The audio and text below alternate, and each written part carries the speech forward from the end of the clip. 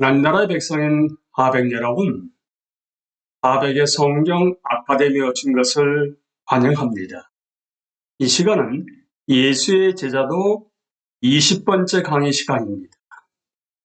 강의 주제는 영혼과 지성의 제자도 가운데서 논리학자 예수입니다.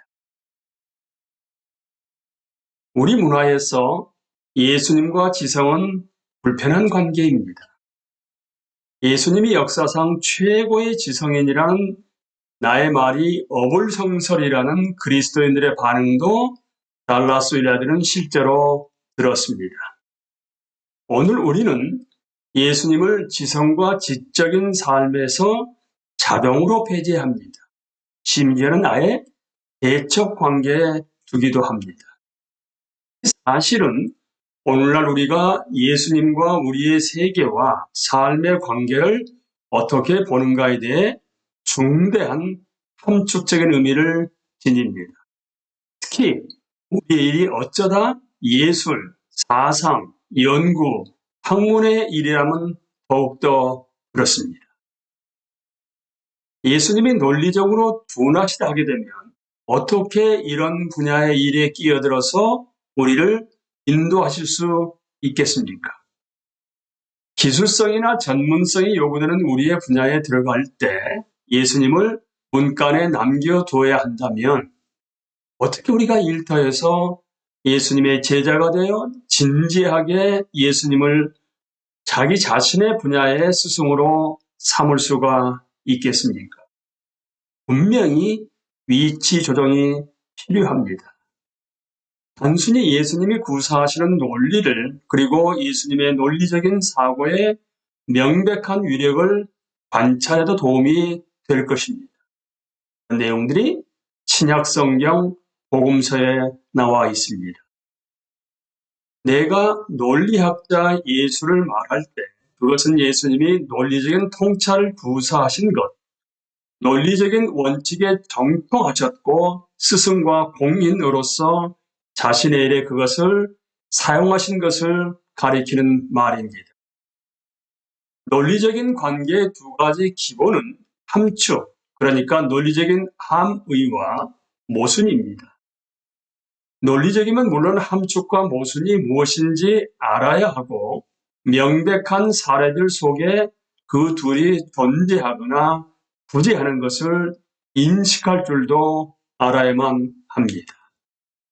그러나 논리적이 되려면 또한 그렇게 되려는 의지가 필요하고요.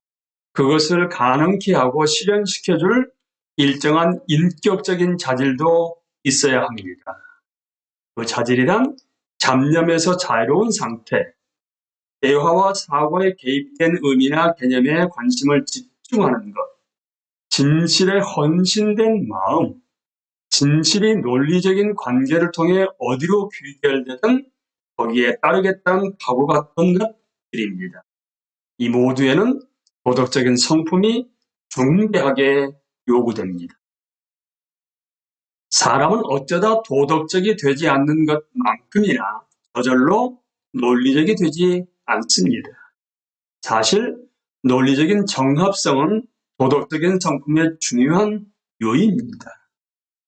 우리 시대처럼 도덕성이 공격받는 시대에 논리적인 사람들을 폄하하거나 무시하는 데는 그런 이유도 작용합니다. 지금 우리의 현실이 바로 그렇습니다. 예수님께서 논리를 사용하신 것은 결론에 이기기 위해서가 아니셨습니다.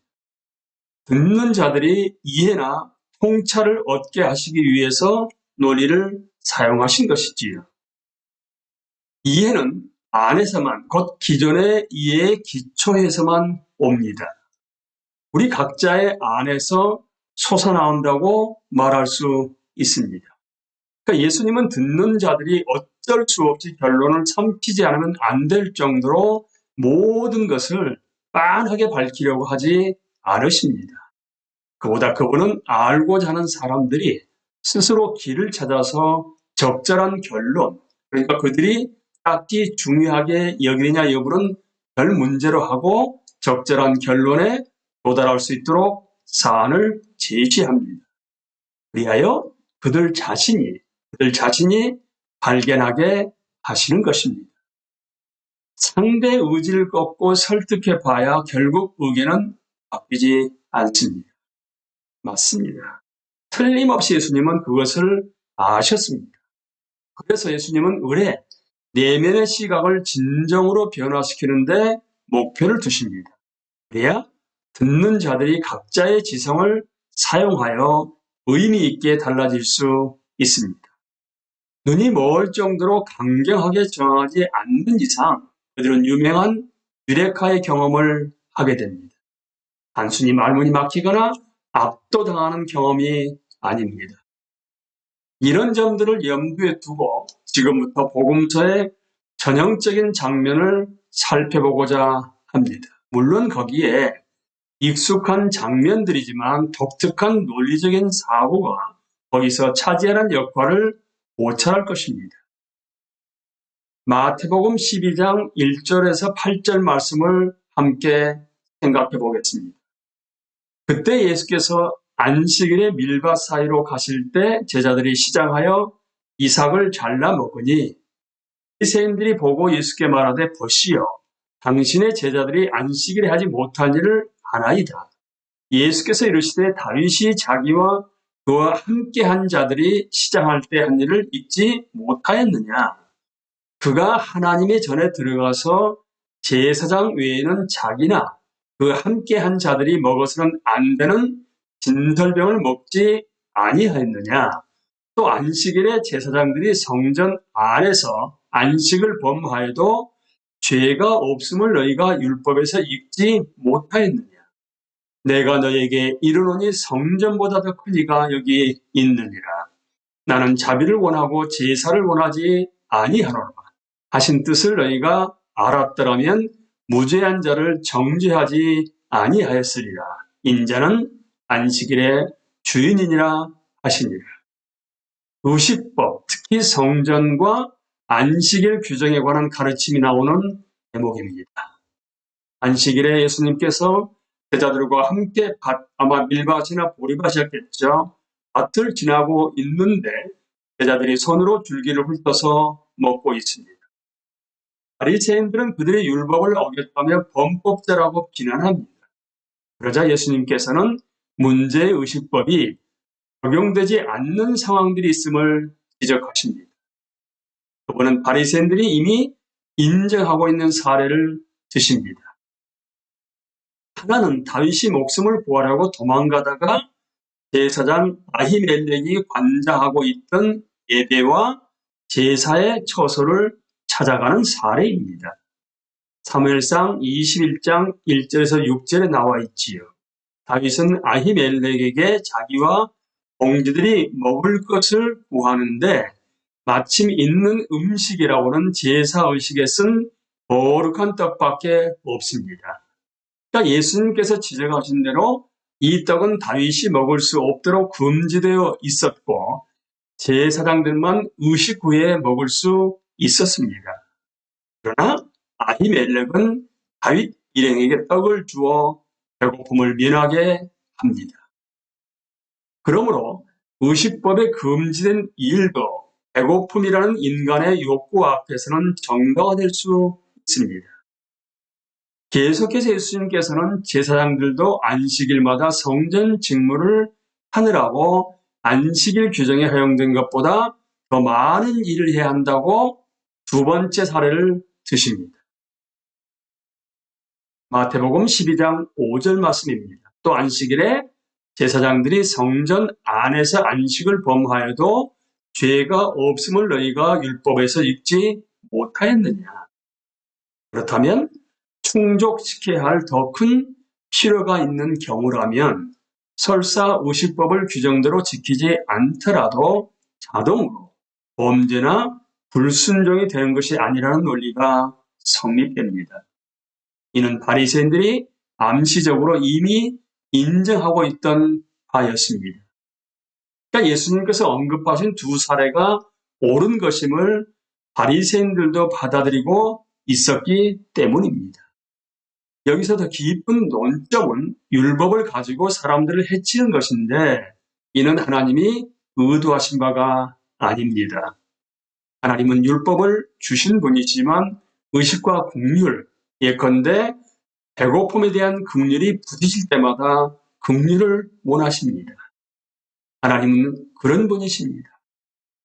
이렇게 생각한다면 하나님을 오해하여 나쁜 분으로 보는 것입니다. 그래서 예수님은 호세아 선지자의 말을 인용하십니다. 나는 자비를 원하고 제사를 원하지 않는다 하신 말씀이 무슨 뜻인지 알았더라면 너희가 죄 없는 사람들을 정죄하지 않았을 것이다. 바로 나는 자비를 원하고 제사를 원하지 않는다는 말씀은 호세아서 6장 6절 말씀입니다. 이렇듯 그분이 여기서 사용하신 논리는 제자들, 이 경우에 무죄한 자들입니다. 죄가 없는 자들이죠. 제자들이 곡식을 따서 먹은 것이 죄라는 판단을 바로잡기 위한 것만이 아니었습니다. 예수님은 하나님에 관해 그 이상의 함축적인 의미를 끌어내고자 논리를 사용하신 것입니다. 하나님은 율법의 비교적 사소한 조항을 어겨서 중대한 필요를 채우는 사람들을 정죄하시는 분이 아니시라는 것입니다. 다른 데서 하나님이 정하신 안식일이 인간을 위해 있는 것이지 인간이 안식일을 위해 있는 것이 아님을 지적하셨습니다. 마가복음 2장 27절 말씀입니다. 그리고 예수께서는 그들에게 말씀하셨다. 안식일이 사람을 위하여 생긴 것이지 사람이 안식일을 위하여 생긴 것이 아니다 라고 말씀하신 것입니다. 그러니까 안식일을 지키는 사례, 더 정확히 말해서 인간들이 안식일 준수를 위해 만들어낸 구칙법의 사례는 복음서에 계속해서 등장합니다. 그런데 언제나 예수님께서는 그 당시에 공식적으로 규정된 방식대로 안식일을 지킨다고 주장하는 자들의 논리적인 모순의 관점에서 접근하십니다. 그들은 위선과 뻔한 모순 중에서 하나를 선택할 수밖에 없습니다. 예수님은 정말로 그들에 대해 위선, 외식이라는 단어를 간혹 사용하시는데요. 이는 그들이 자신의 모순을 알면서도 용인하고 있음을 암시하신 것입니다. 사실 위선이라는 개념 자체에 논리적인 모순이 암시되어 있는 것입니다. 마태복음 23장 3절 말씀입니다. 그러므로 그들이 너희에게 말하는 것은 무엇이든지 다 행하고 지켜라. 그러나 그들의 행실은 따르지 말아라. 그들은 말만 하고 행하지는 않는다. 그리고 율법주의는 언제나 삶의 모순과 심하면 위선을 낳습니다. 왜냐하면 율법주의는 결국 규칙들을 우리가 신봉하는 원칙들과 양립할 수 없을 지경까지 중시하게 됩니다. 예컨대 당면한 상황에서 긍휼을 베푸는 것보다 제사를 더 중시합니다. 또한 규칙들 자체의 모순된 실천을 더 중시하게 되기 때문입니다. 예컨대 누가복음 13장 15절 16절에 나오는 것처럼 안식일에 나귀는 이끌고 가서 물을 먹이면서도 18년 동안 고통당하는 사람을 고쳐주는 것은 막습니다. 성경을 공부하는 사람이라 하게 되면 누구에게나 이미 익숙한 것이지만 우리가 알다시피 익숙하면 오히려 불리한 점도 있습니다. 우리가 예수님을 새롭게 볼 수 있었으면 하는 것이 달라스 윌라드의 바람입니다. 그분을 적절한 논리의 도구를 가지고 지성적인 일을 하시는 분으로 그리고 그런 일에 경통하신 거장으로 보는 것입니다. 우리가 해야 할 것이 있습니다. 예수님은 사상가이시면서 이는 속된 말이 아니라 본질적인 직업입니다. 그리고 예수님의 다른 속성들은 사고를 배제하는 것이 아니고요. 오히려 분명히 예수님이 인류 최고의 사상가임을 확증해 줍니다. 예수님은 역사상 최고의 지성인이십니다. 예수님은 끊임없이 논리적인 통찰의 힘을 사용하여 사람들로 하여금 그들 자신과 하나님에 관한 진리에 도달할 수 있게 하십니다. 그 안에서부터, 곧 그들 자신의 마음과 생각에서부터 말입니다. 말할 것도 없이 이는 예수님 자신의 지혜가 자라가는데도 한몫했습니다. 누가복음 2장 52절 말씀입니다. 예수는 지혜와 키가 자라가며 하나님과 사람에게 더욱 사랑스러워 하시더라. 하나님이신 그분이 어리석을 수 있을까요? 논리성이 빈약하며 어떤 한 분야라도 무지할 수 있을까요? 오히려 예수님은 최고의 예술가나 강연자가 아닐까요? 바울은 골로새 교인들에게 말하기를 골로새서 2장 3절에서 예수님 안에는 지혜와 지식의 모든 보화가 감춰져 있느니라 라고 말했거니와 이는 전혀 모순되지 않는 표현입니다. 우리가 알아야 할 것이 있습니다. 오늘날 선한 일이 이루어지고 있는 전문 분야라 하게 되면 어디라도 예수님은 완전히 정통하신 분이십니다.